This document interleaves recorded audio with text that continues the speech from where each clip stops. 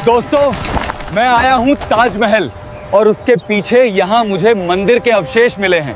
आइए देखते हैं ताजमहल बनने की पूरी कहानी।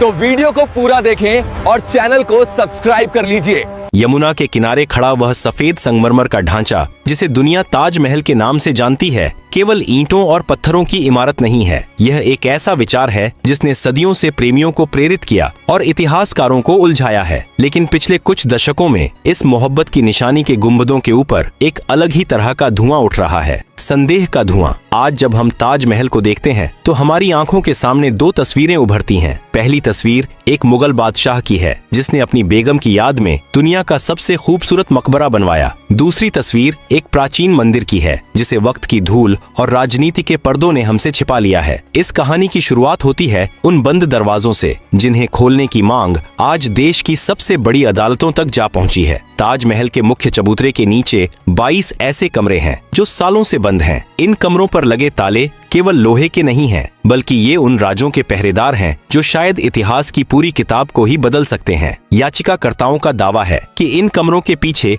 हिंदू देवी देवताओं की मूर्तियां और शिलालेख दफन हैं। उनका तर्क है कि अगर वहां कुछ नहीं है तो भारतीय पुरातत्व सर्वेक्षण उन्हें आम जनता के लिए खोल क्यों नहीं देता? क्या उन अंधेरी गलियों में सचमुच भगवान शिव का तेजो महालय आज भी अपनी मुक्ति की राह देख रहा है? विवाद केवल कमरों तक सीमित नहीं है। अगर हम इतिहास के पन्नों को पीछे पलटें तो हमें कुछ ऐसे तथ्य मिलते हैं जो एक आम इंसान को सोचने पर मजबूर कर देते हैं। आधिकारिक इतिहास कहता है कि मुमताज महल की मृत्यु 1631 में बुरहानपुर में हुई थी। उन्हें वहां ताप्ती नदी के किनारे एक बाग में दफनाया गया था। करीब 6 महीने बाद उनके शव को आगरा लाया गया। सवाल यह उठता है कि क्या एक शव को इतने महीनों तक सुरक्षित रखना उस दौर में संभव था? और अगर शाहजहां ने सचमुच एक नया महल बनवाया था तो औरंगजेब का वह पत्र क्या कहता है जो उसने अपने पिता को लिखा था? उस पत्र में औरंगजेब ने शिकायत की थी कि ताजमहल की इमारत पुरानी हो चुकी है और उसकी छतों से पानी टपक रहा है। यदि ताजमहल 1653 में बनकर तैयार हुआ था तो मात्र 1-2 साल में ही उसमें दरारें कैसे आ गईं? क्या इसका मतलब यह है कि शाहजहां ने किसी पहले से बनी हुई इमारत की मरम्मत कराई थी? यह एक ऐसा मोड़ है जहां इतिहास और लोक कथाएं आपस में टकराती हैं। एक तरफ आधुनिक इतिहासकार हैं जो फारसी दस्तावेजों और पादशाहनामा का हवाला देते हैं। दूसरी तरफ वे लोग हैं जो इमारत की वास्तुकला की ओर इशारा करते हैं। ताजमहल की दीवारों पर बने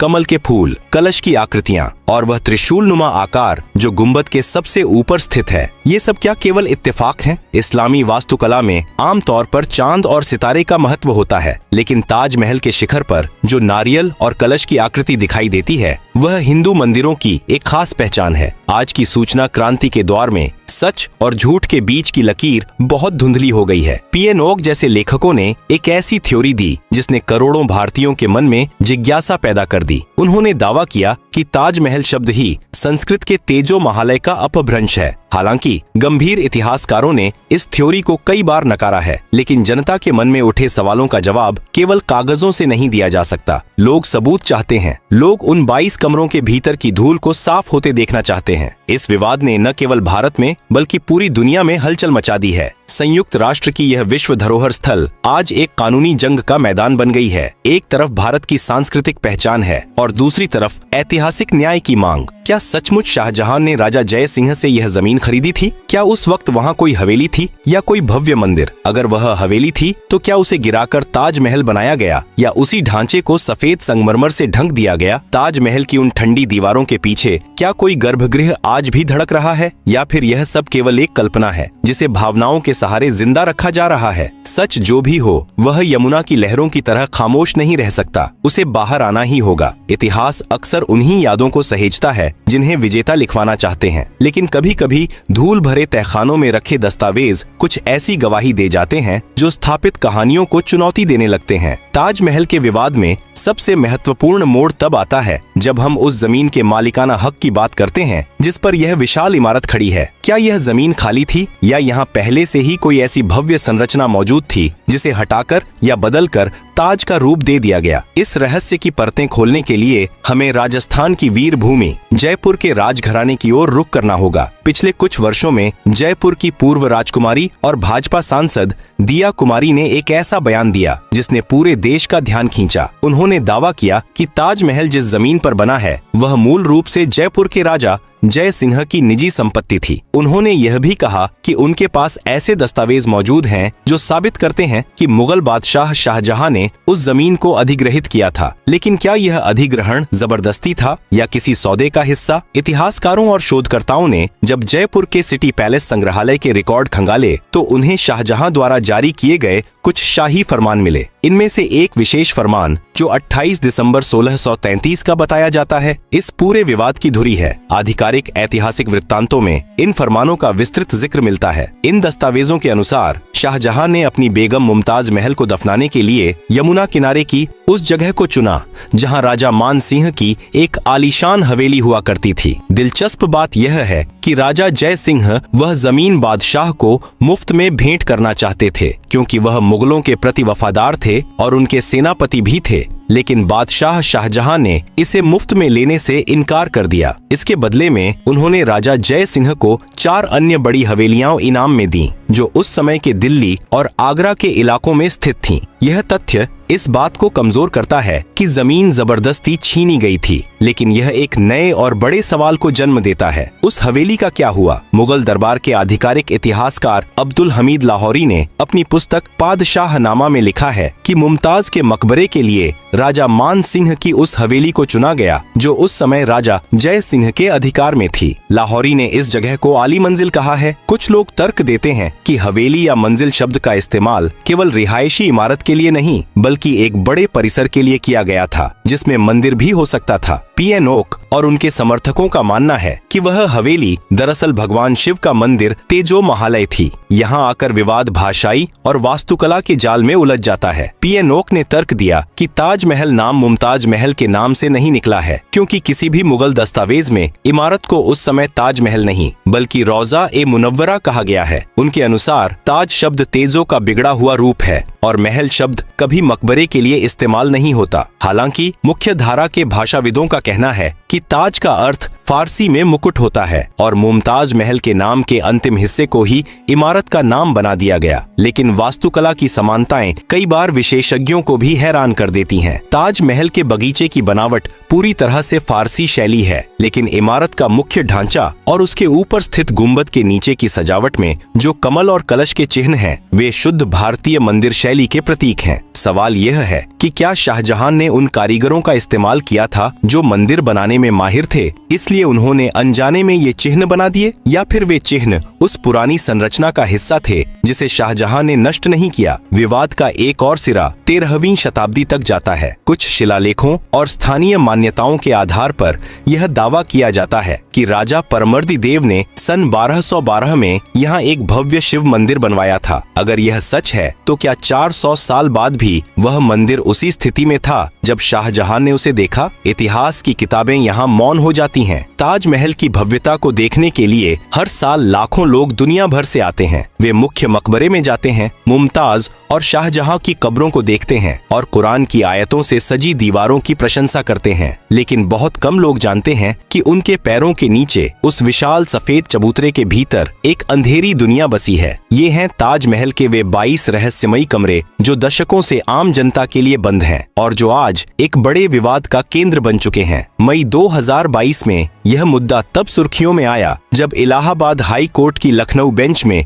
एक याचिका दायर की गई। याचिकाकर्ता का तर्क सरल लेकिन गहरा था कि हमें यह जानने का अधिकार है कि उन बंद दरवाजों के पीछे क्या है। उन्होंने मांग की कि पुरातत्व विभाग को एक विशेष समिति बनानी चाहिए जो इन कमरों की जांच करे और यह देखे कि क्या वहां किसी मंदिर के अवशेष छिपे हैं। हालांकि कोर्ट ने इस याचिका को यह कहते हुए खारिज कर दिया कि ऐतिहासिक शोध करना इतिहासकारों का काम है, अदालतों का नहीं। लेकिन इस कानूनी हार के बावजूद जनता के मन में जो सवाल पैदा हुआ वह खत्म नहीं हुआ। सवाल यह उठता है कि अगर वहां कुछ नहीं है तो वे कमरे बंद क्यों हैं? विशेषज्ञों का कहना है कि ताजमहल के नीचे बने ये कमरे दरअसल कोई रहस्यमयी कक्ष नहीं है, बल्कि एक लंबा मेहराबदार गलियारा है। मुगल कालीन वास्तुकला में इस तरह के भूमिगत ढांचे आम थे। इनका मुख्य उद्देश्य विशाल और भारी इमारत को मजबूती प्रदान करना और नदी के किनारे की नमी से मुख्य ढांचे को बचाना था। विभाग का तर्क है कि इन कमरों को सुरक्षा और इमारत के संरक्षण की दृष्टि से बंद रखा गया है। लगातार पर्यटकों के आने जाने से वहां की हवा में बदलाव आ सकता है, जिससे संगमरमर को नुकसान पहुंचने का खतरा रहता है। विवाद को बढ़ता देख विभाग ने एक ऐतिहासिक कदम उठाया। उन्होंने अपने समाचार पत्र में उन बंद कमरों के भीतर चल रहे संरक्षण कार्य की कुछ तस्वीरें सार्वजनिक कर दी। इन तस्वीरों ने पहली बार उन अंधेरे गलियारों की झलक दुनिया को दिखाई। तस्वीरों में क्या था? वहां कोई मूर्तियां नहीं दिखीं,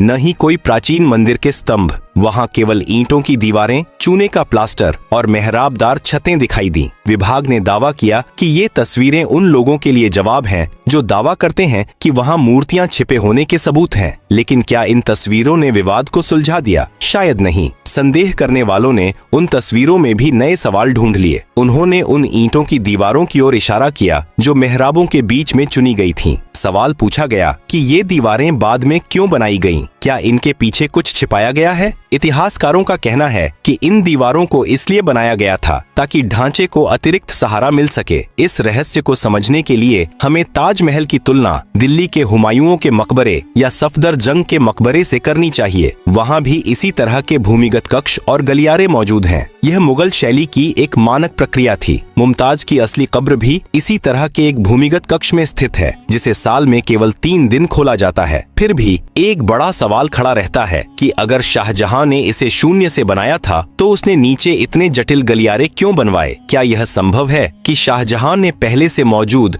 किसी ढांचे के ऊपर ताजमहल खड़ा किया हो? कुछ विशेषज्ञों का मानना है कि यमुना के किनारे की मिट्टी रेतीली होती है, इसलिए एक भारी इमारत को टिकने के लिए एक बहुत मजबूत आधार की जरूरत होती है। ताजमहल का आधार कुओं पर टिका है, जिन्हें आबनूस और महोगनी जैसी लकड़ियों से भरा गया है, जो पानी में रहने पर और मजबूत हो जाती हैं। विभाग ने पारदर्शिता दिखाने की कोशिश की, लेकिन रहस्यमयी परंपराओं और गहरी आस्थाओं के बीच केवल तस्वीरें पर्याप्त नहीं होती। लोग तथ्यों से ज्यादा उन प्रतीकों पर विश्वास करते हैं जिन्हें वे अपनी आंखों से देखते हैं। ताजमहल से जुड़ा सबसे चर्चित और भयानक दावा वह है जिसे हम बचपन से सुनते आ रहे हैं कि शाहजहां ने ताजमहल बनाने वाले 20,000 कारीगरों के हाथ कटवा दिए थे ताकि वे फिर कभी ऐसी कोई इमारत न बना सकें। यह कहानी जितनी रोमांचक लगती है, हकीकत में उतनी ही बेबुनियाद है। लेकिन यह सवाल उठता है कि आखिर यह अफवाह फैली कैसे, और अगर यह सच नहीं है तो उन हजारों मजदूरों का क्या हुआ जिन्होंने अपनी जिंदगी के 22 साल इस संगमरमर के सपने को सच करने में लगा दिए? यदि हम इतिहास को तर्क की कसौटी पर परखें तो हाथ कटवाने वाली बात पूरी तरह से असंभव लगती है। ताजमहल का निर्माण 1653 में पूरा हुआ था। इसके बाद शाहजहां ने दिल्ली में शाहजहानाबाद बसाया, जिसमें लाल किला और जामा मस्जिद जैसी भव्य इमारतें शामिल थीं। ऐतिहासिक रिकॉर्ड बताते हैं कि वही कारीगर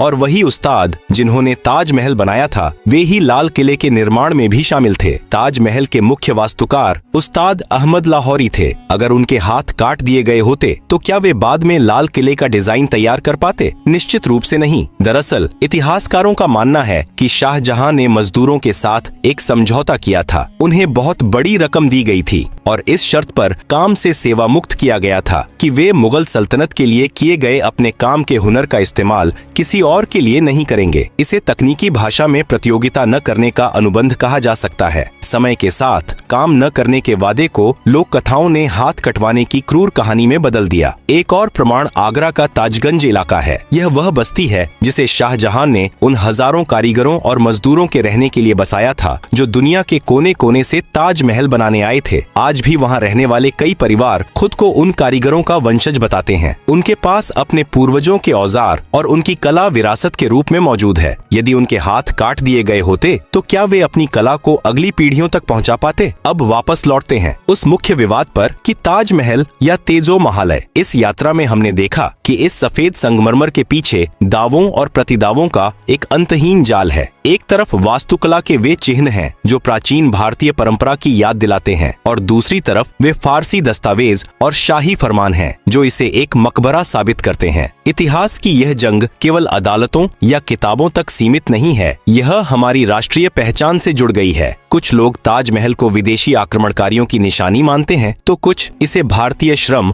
और स्वदेशी हुनर का सबसे बड़ा स्मारक। सच्चाई शायद इन दोनों के बीच कहीं छिपी है। ताजमहल जिस जमीन पर बना है है वहाँ पहले से एक संरचना का होना एक स्वीकृत ऐतिहासिक तथ्य है, लेकिन वह संरचना एक भव्य मंदिर थी या नहीं, इसके लिए और अधिक वैज्ञानिक शोध और निष्पक्ष जांच की आवश्यकता है। आज जब हम ताजमहल के सामने खड़े होते हैं तो हमें क्या देखना चाहिए? क्या हमें उन दरारों को देखना चाहिए जो संप्रदायों के बीच पैदा की जा रही हैं, या उस अद्वितीय सौंदर्य को जिसने भारत को दुनिया के नक्शे पर एक खास पहचान दी है?